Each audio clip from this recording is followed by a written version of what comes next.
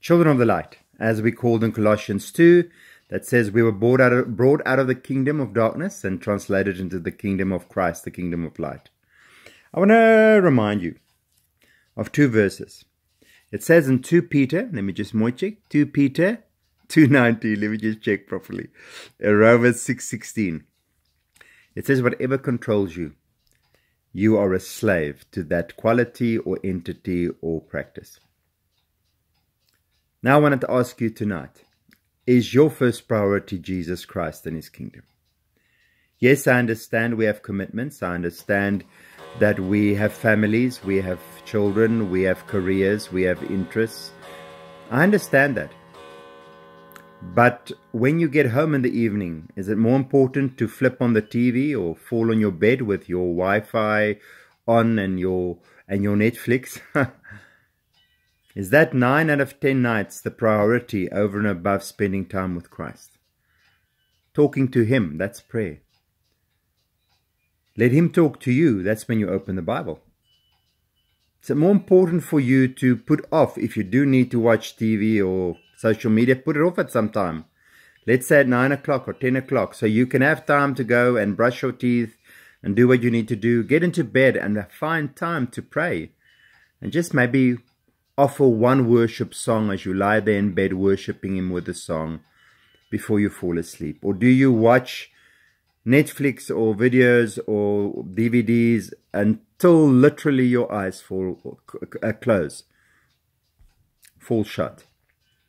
Is Saturday mornings about getting out and doing shopping and moving and visiting with friends or practicing your hobby? Not that there's anything wrong with practicing a hobby.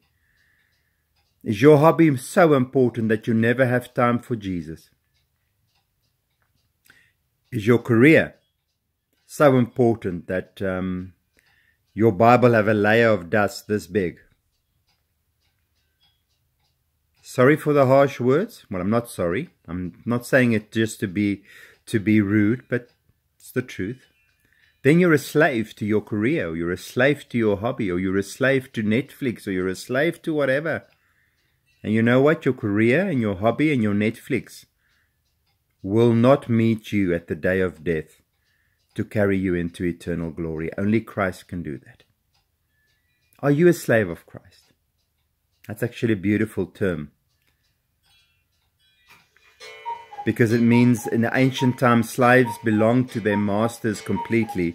So to be called a slave of Christ, and Paul used the expression a slave of Christ. Are you a slave of Christ?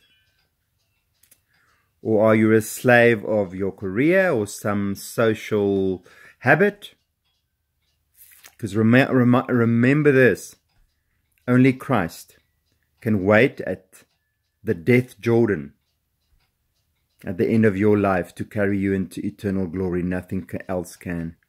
Make sure that if you're a slave of anyone or anything, that you're a slave of Jesus Christ. Go to my website, glitterforchrist.co.za, link to YouTube. Please follow, get others to follow, share my videos. You have a duty to evangelize. May the one true living God richly bless you and keep your eyes fixed on heaven.